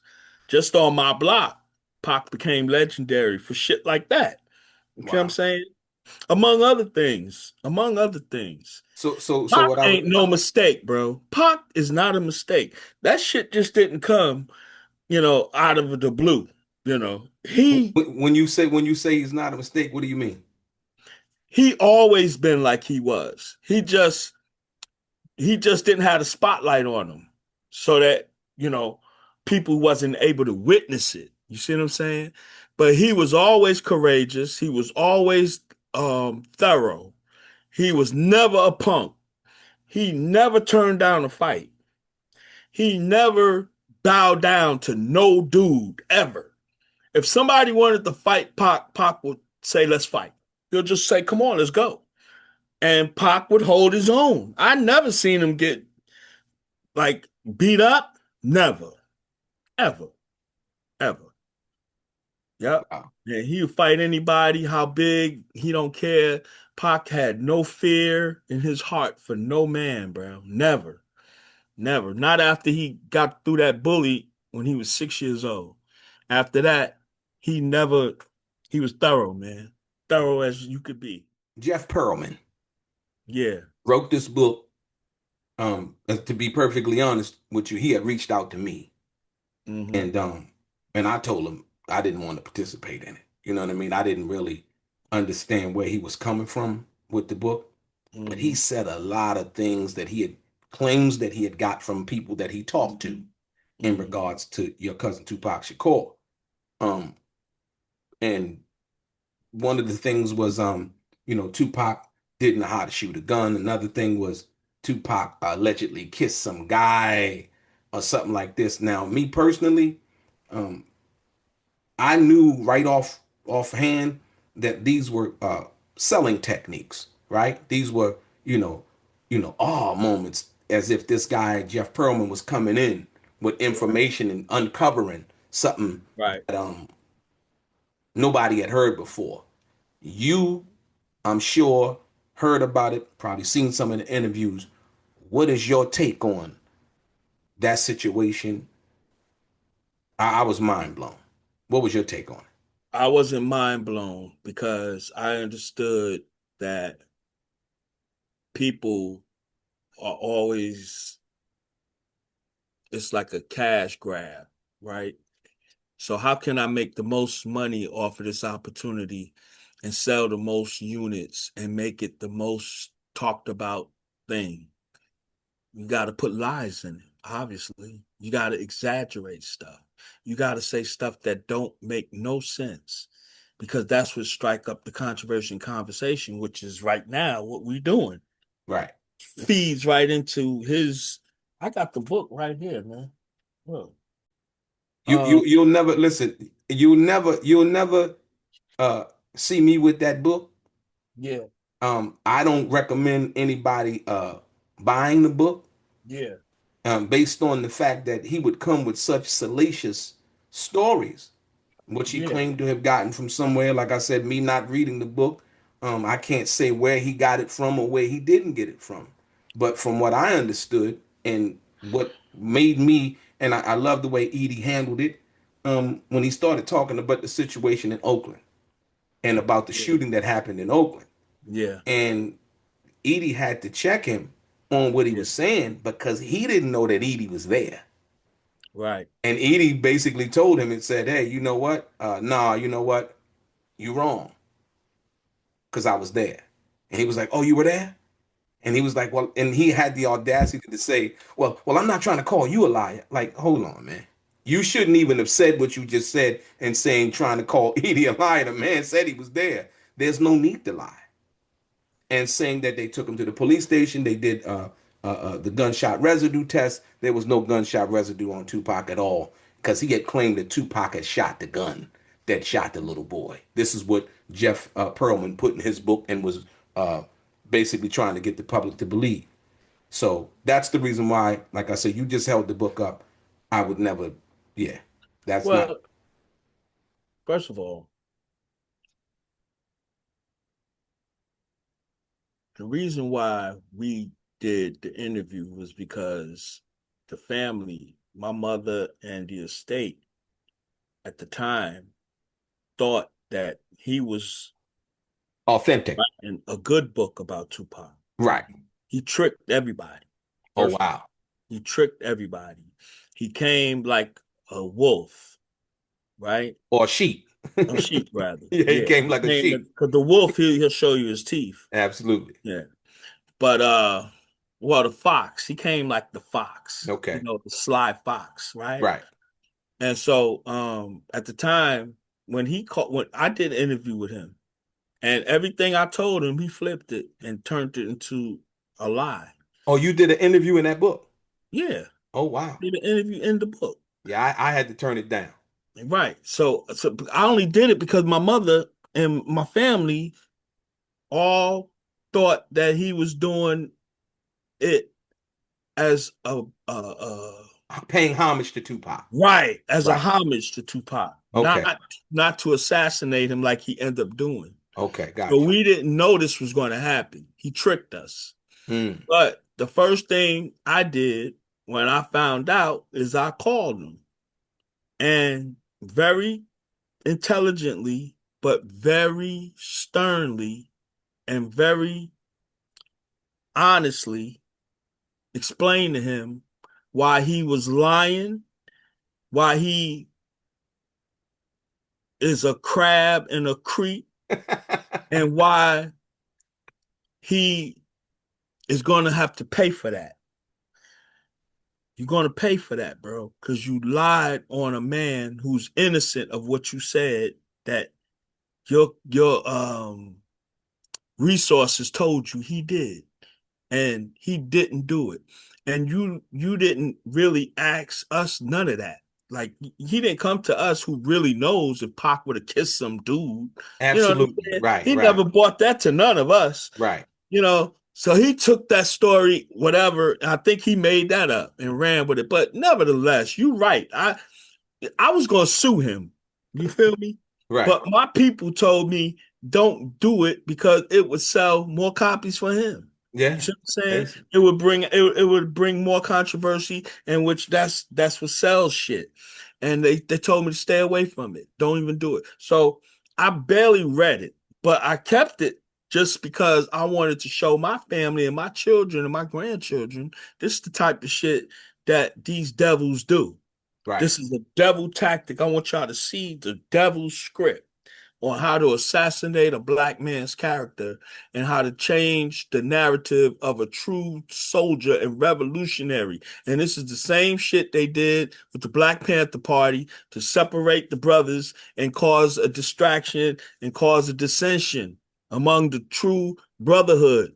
That they were loving each other. And then all of a sudden they started doing this shit where they would write letters about the other person and say that that person wrote it and all these kind of Absolutely. lies Yeah. and Yeah. shit, Right. and now you got the division. See, now Right. you done divided everybody. Divide and He conquer. tried to do the same thing. Right. So it's just a blueprint for me to keep to show examples later on. But Now that's a powerful example that you just gave because I kind of saw it that way too. I was like, not only that, but this revisionist story thing, right? And if it's widely accepted, right, then usually, like Michael Jackson said, be careful what you do because a lie becomes the truth, right? And right, so In Yep. that sense, that's the way that I saw it. So I was like, and when he said, "Oh, I'm writing this book about Tupac and la la la," la, I'm like, what, my thing was like, well, what you gonna write? Well, and he hadn't told me how far he was into it. But like I said, when Edie did what he did on there, and like I said, when I first saw some of the press releases and things that they were trying to garner up attention for the book. I was like, Right. oh, it's one of those moves. And so I began Right. making videos, and he began making videos about me on his Instagram channel. So, me personally, I was kind of like I was disappointed. Wasn't really angry, like I said, because like you said, what goes around comes around, and with your intentions and who you are as an individual. And I just thought that was something that I thought I'd ask you. I did, but I like I said, I never read the book, so I wouldn't know that he talked to you. You know what I mean? I wouldn't know that he talked to your mom. I wouldn't know that he talked to a lot of people other than what had came out that was released in the press. And when he was Right. sitting with those group of guys on that podcast, he was like, "Oh Hmm. yeah, and Tupac he couldn't shoot a gun," and I'm like, "What?" Like But you seen video of Pac shooting at gun that's ranges. what that's what that's what made You know it. what I'm That's what saying? made it. But that's what made it so Pac was laughable. taught how to shoot a gun at 5, 6 years old. You know, the Black Panthers taught us that kind of stuff as kids. Right, You know what I mean? right. We But that's knew what I'm all saying. That's what made we it so knew the laughable. basic operation of a gun when we was 5, 6 years old. So Right, right. And so, but I thought that's what made it so laughable that like, right. hold on, there's a video out here. How would you even begin to say that? So what that tells me is despite the truth that was looking him right in his face, he chose to run with the lie. Yeah, Yeah. exactly. Yep. So Yaki Gaddafi, he died on your birthday, the same day as Tupac's memorial. Did that Yes. feel symbolic to you, Yes. or was it cruel timing? It was symbolic and it was spiritual and um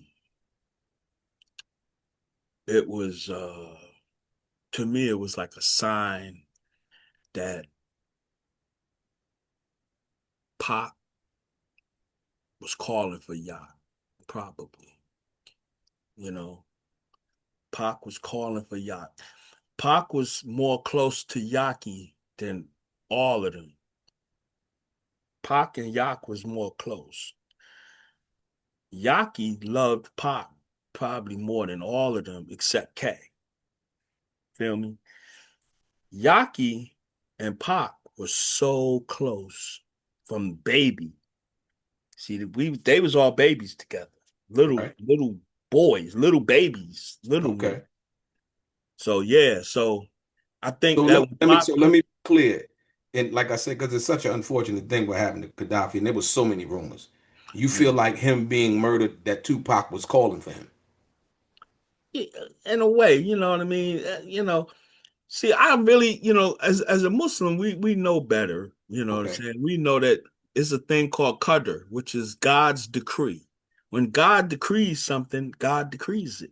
We don't question it. We don't try to figure it out. We don't do none of that. We just Okay. accept it.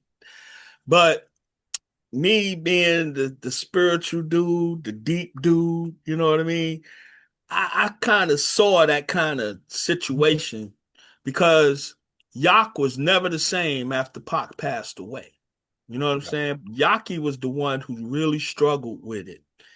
And, I used to cry for Yak all the time because I saw his pain when he lost his big brother. I saw that. You know what I mean? I saw him struggling after Pac passed away. You know what I mean? And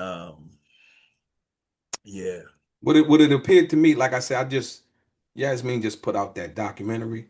I yeah, watched it, and yeah, I did too. Excellent. what it appeared to me, it appeared to me that it was jealousy, right? Yeah, Um, yeah. and so, like I said, in that sense, I was like, oh wow. And then all of the paperwork and the documentation that came out, it seemed like to me it was just jealousy from that perspective. What's your take on it?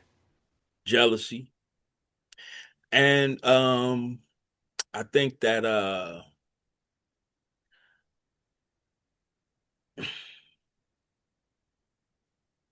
you know, it's a whole lot of it. I can't talk about it now. But yeah, I think jealousy had a lot to do with it. You got to realize something. Yaki was 6'3", 6'4", very, very handsome, very, very swagged out. Like Yak was, we called him Hollywood, man, because he just had this aura. We call him the prince Right. because he had the way he carried himself, the way he was just as a person. All the women loved him. See what I'm saying? So their women probably loved Ya. And they was, yeah, man, yeah, man. Yeah. Hell I mean, yeah. and like I said, not only that, but you got in Yacht being with Tupac, right? Right. That That too. that didn't I wouldn't say help the situation for how people if they wanted to be jealous, Right. and him going back home, you know, Right. dealing with people that he dealt with back at home, and Right. and him being with Tupac, I guess it could people could feel some kind of way like, oh, he think he all that, he think you know what I Right. mean, or Exactly. whatever, comes from that. That's the what I got from the documentary, and Right. how that was laid out. So just wanted to Right. say because, like I said, I also know that the situation happened on your birthday, and it was the same date as Tupac's memorial. That's a Right. lot of tragedy going down, you know, Right. especially on your birthday, Tupac's memorial. Right. Tupac just, was assassinated, 30 days earlier, Right. Yeah, and it's just, yeah. So I just wanted to get your take on that. Yeah. I'm gonna talk about it on another occasion, perhaps, Right. because there's a lot to it that Yeah, yeah. I I'm totally not going respect that. to address right now, but I do want to address it because I want the world to know the truth and I want the world to know my truth and from what I know. Absolutely. Yeah. Absolutely. And yeah. And the reason is that, me and Yaki was close. That was my main man. You feel me? Right. Broke my heart when he died on my 30th birthday. Broke my heart, man. I cried for a month over Yaki because it wasn't supposed to be. He was supposed to be on the plane. I was supposed to pick him up from the airport. And they said he missed his flight. So then the next thing you know, we get a phone call that he was in the hospital fighting for his life. He got shot. It was crazy. So it touched me in a major way. And then it made me want to look at what really happened. I did a little investigating just out of curiosity because I love Yaki so much. Right. Love Yasmin. I love Yasmin. His mother's a beautiful, beautiful, beautiful human being. Beautiful person, bro. She took care of all of us, man. She was amazing to all of us growing up, you know. So, um, God bless you, Yasmin. Love you. After everything that's been said over the years, books, interviews, uh, legal cases, why do you think it has taken so long for the full picture to begin to come out involving your cousin Tupac Shakur and what happened to him?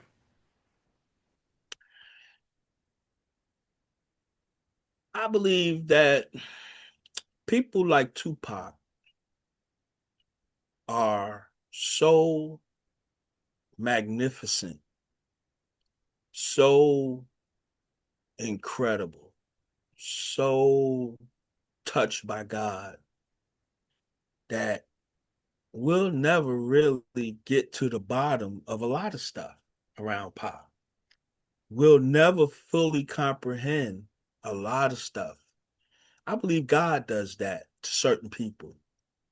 I believe God does that for certain people. We call Pac there's a thing me and my brothers talk about, and we say Pac is the gift that keeps on giving. Why? Because they still don't really know everything about Pac.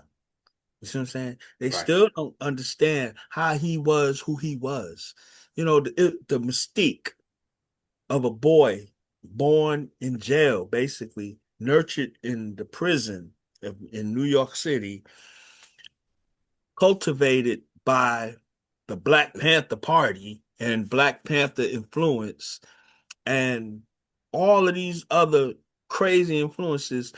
How can all of that create this one person? And you see, it's so many dynamics to Tupac and the mystique and the aura of his persona and his character that we're gonna talk about this dude forever. But Pac always said that.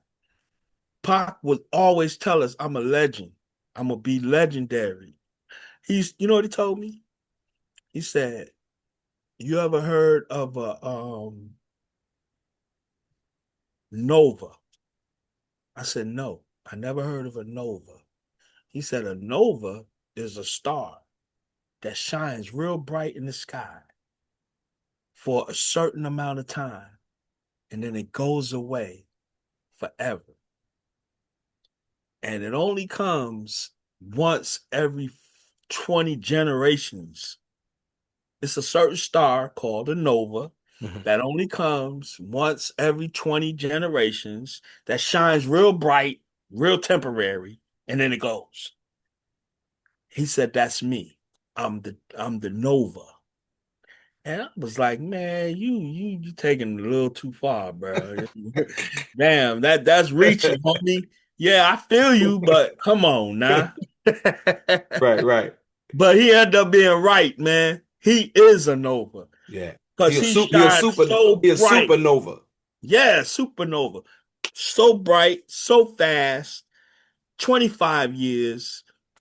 And to this day, he's the number one most talked about hip hop artist in the world right now, Absolutely. Yeah. to this day.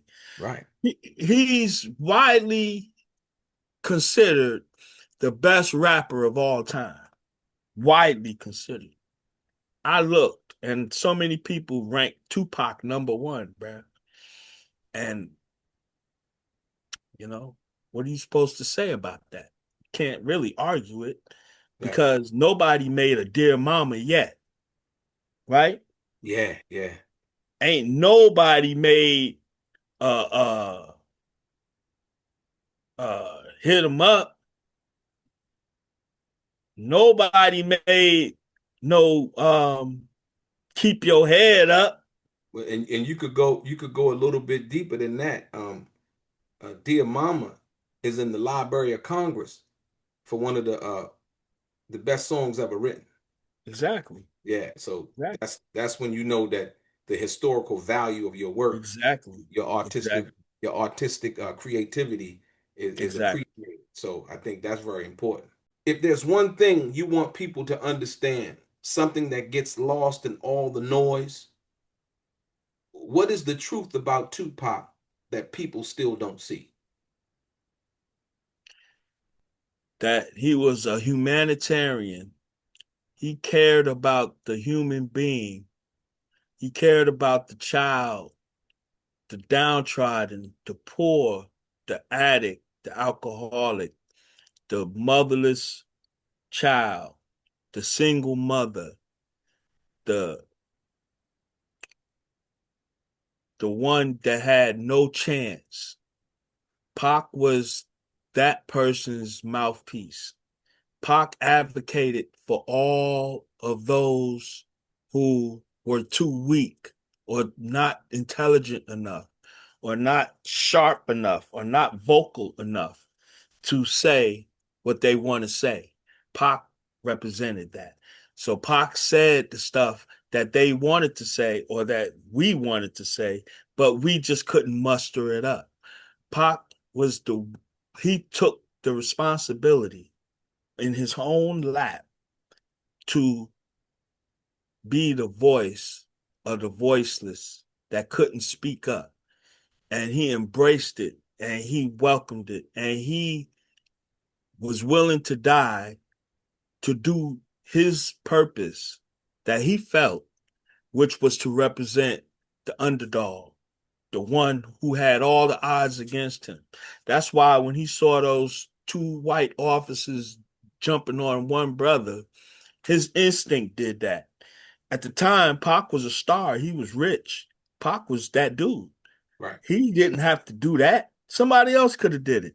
But that was his instinct. That wasn't him trying to get no notoriety and all of that. He wasn't even thinking about that. All he was thinking about was that man was being double teamed by two white people and his one brother.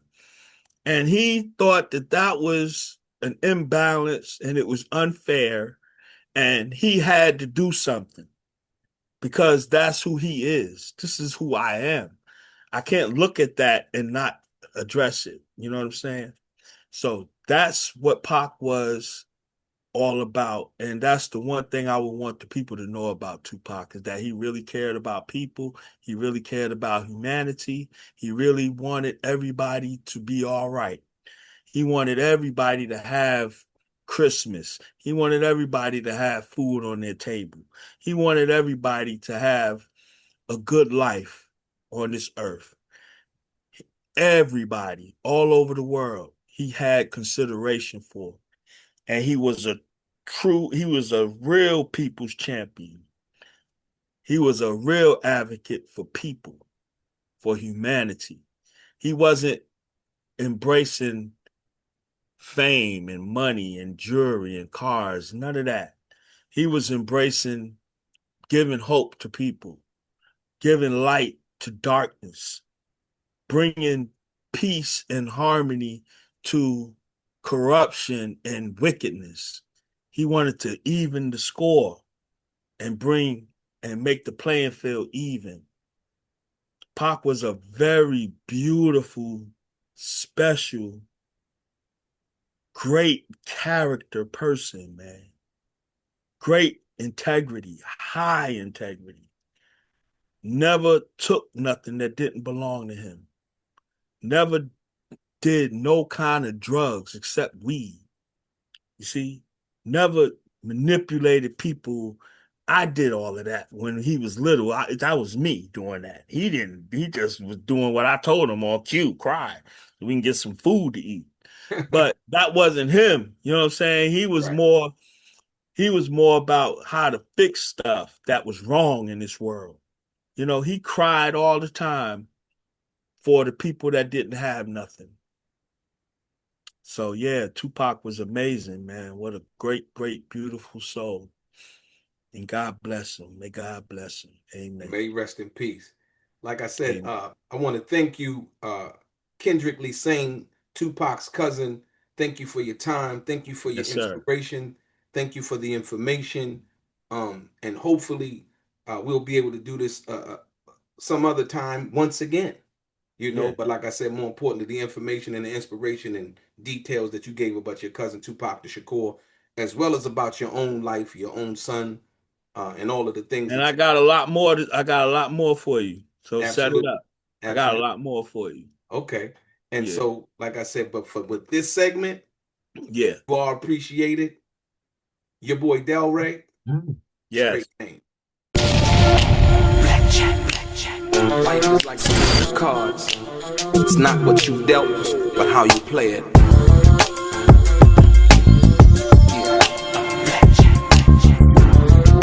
To play each situation correctly. I remember they used to laugh at a brother